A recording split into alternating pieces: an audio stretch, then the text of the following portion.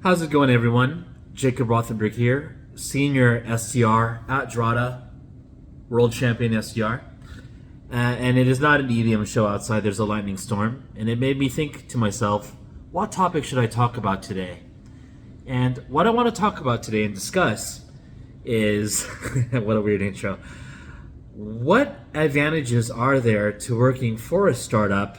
What are the pros and cons, particularly working with a startup in the SaaS space as it relates to something that's being privately funded, like with this either in a seed stage, Series A or Series B. And at my juncture with the company that I currently work with, Drata, I feel relatively qualified to talk about the pros and cons at this point working for a startup. Just full disclosure, I joined my current company, Drata, the greatest company in the world, in mid-November. I believe it was on the same week they raised their Series B, and it is definitely still, even with its amazing growth ever since that November, very much a startup and everything that's happened since then. So if you're watching this video, you're likely either interested in a SaaS sales career where you are likely to be at least approaching startups looking for open positions as an SDR or AE, or you're already maybe in a SaaS role for a more established company like Amazon, AWS, Google, the Fortune 500, FANG, whichever, and maybe you're looking to pivot over into the startup world for reasons that you may have personally or have researched. So I'll get straight to it and realize that I'm going to make some generalities. So the pros and cons that I'm going to give you are not necessarily going to reflect my personal experience, because my personal experience, I work for the perfect company. There are no cons at Drata. But that being said, I will discuss some general pros and cons that you'll likely occur working for a startup. And I do have notes here because I'm a professional, as always. So the first thing that I've noticed working for a startup, especially a successful one, as successful as Drata, is just the utter fast growth. When I joined my company 8 months ago, we were at around approximately 90 employees, and roughly now we're at 300. And I've never seen, by my own account, a freaking company over triple its size and headcount in just 8 months. It's insane. I don't know how the next holiday party will look. I thought last year's holiday party was crazy. This one's going to be nuts. So if you're going to be approaching a startup to work for, if it's a successful one, if it's got its stuff together, there's a good chance, even in spite of recession, that it will, to some extent, scale and grow. And that's very exciting because, if you're wanting to really fast track your career and join something exciting, what could be more exciting than joining something that's fast growing? It's establishing marketing brand, it's getting that market cap in the space, it's being a recognized leader, and it's emerging. That's a fun ride. And I think if you're watching this channel, you're in for wanting to be ambitious and joining something that's going to take off like a rocket ship. So fast growth is a pro in that regard. Also, what I've personally noticed working for a startup, and these are generalities, do not hang me from a noose, because there are going to be exceptions on both sides. But what I've noticed here at Drata and with startups is that employees tend to be harder working. I just remember my first week at this startup where, gosh, it was like 9 p.m. my time on the West Coast. And I'm like, why are there still people talking on Slack? And it's like, I feel a little guilty signing off on Slack. Like, I'm being a slacker, no pun intended. And, full disclaimer, of course, work-life balance is valued where I work at, and no one is forcing me to go work at 9 p.m. It's not like that at all. But that being said, I just find that so many of my coworkers are intrinsically motivated, where everyone genuinely wants to work and go the extra mile with regards to just their output and the impact that they want to make at my company. Hey, it's at the end of quarter. As I'm filming this video, it's 9:37. I'm still freaking calling, prospecting, and I'm doing it willingly. Like, I'm already ahead of goal. I've crushed it. I've destroyed the lands of my competitors, but I'm still here, willingly wanting to work for my company and push it even further with regards to hours that I work. And of course, again, it goes both ways. I'm sure that there's very hardworking employees at non-startups, and everyone needs a break too. I was taking it a little bit easier earlier this month, so there's that flexibility. Assuming you're on top of your projects and your goals internally, that you can either take off and push harder in the month, or you can just work harder overall. Now, what I just mentioned too, with being able to work harder to create impact, and I know this sounds kind of cliche, and I thought it was kind of cliche at first, but you can genuinely cause like significant impact very quickly working at a startup, even with a perceived entry level role, even though I don't believe that the SDR role is an entry level role at all. And I'm not going to disclose financials, but I can literally see on the dashboards in the CRM with qualified pipe and close one, like, hey, my contributions to this company have been quite significant, and I can see for myself and attest to that I've made like real impact for my company. Like, if they didn't have me, if they didn't have the world champion SDR, things would be a little different. Like, yeah, we would still be a rocket ship, but we would be probably at Jupiter right now. With me, of course, we're at Neptune. But in all seriousness, it is actually really cool, even as an individual contributor, to like see that impact. So, whereas I'm just gonna make an analogy, like working at AWS, because it's such a big organization, you've got more stars in the sky. If there's you as a shining star, it's going to be a little bit harder to notice you among all the other stars in the sky, right? But for a startup where there's fewer employees and there's more visibility with your role, if you're that shining star in a more empty sky, of course you're going to be more noticeable. So I think that's really cool as well. Tying to that with impact is just the overall opportunity for advancement. I've been around. I'm not one of those college grads, or I'm not someone with a prior background that was not already somewhat established.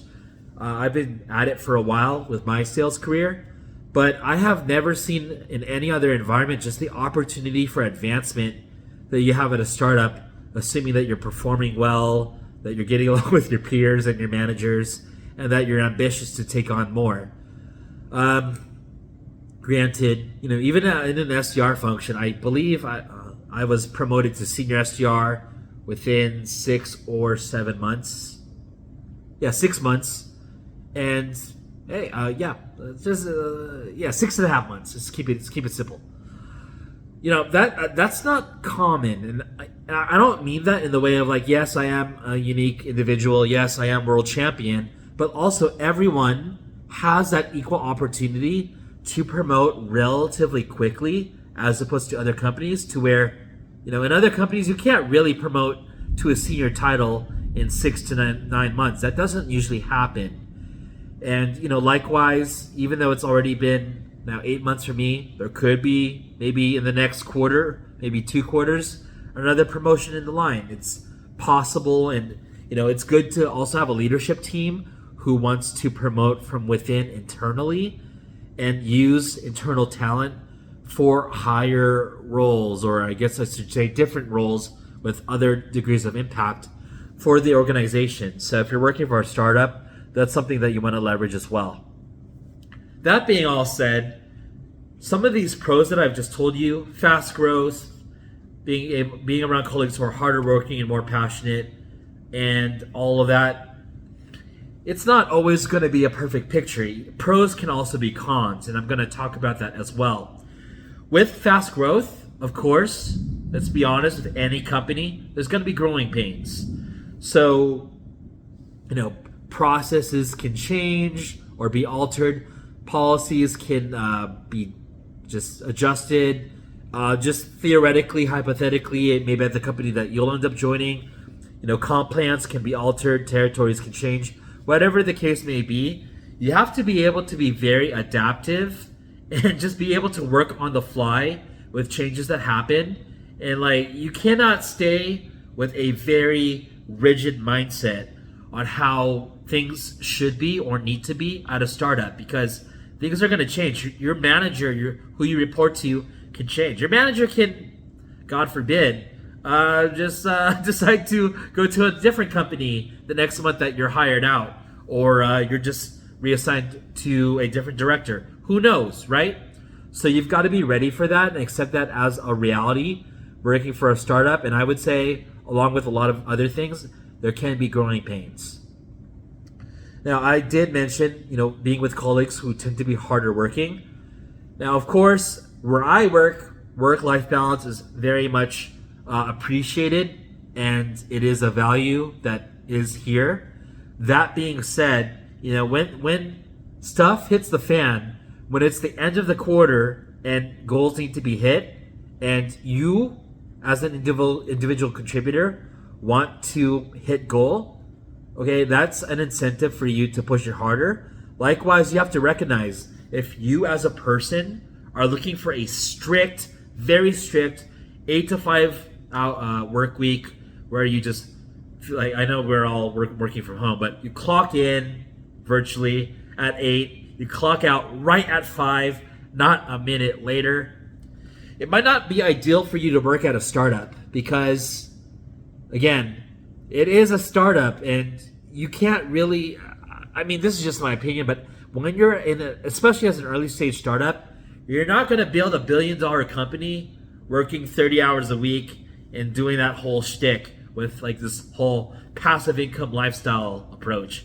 It's not going to fly. So, you can probably work 40 hours a week for a more established company that's already, doing well and you're just wanting to hit quota. But if you're really genuinely wanting to see your company, taking ownership and saying, hey, this is my company, whether you have equity or not, I really take extreme ownership for the success of where I work and for my employer. I want to take it the extra mile. If you're wanting more so of a 40-hour work week, you might be better off working for either FANG or the Fortune 500. So that's something to take into consideration as well. Of course, let me just make the disclaimer just in case there's any backlash.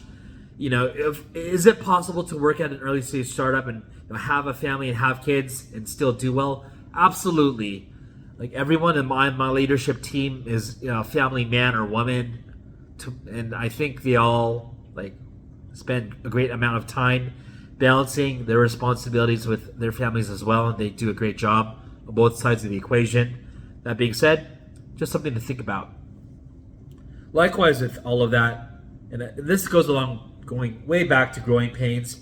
If you are looking for the perfect corporate structure with policies for every single thing you can think about, whether it's the virtual credit card policy or, I don't know, just any random policy, and you have these policies all in place, and these policies are set in stone, they never, ever, ever, ever change, startups might not be for you.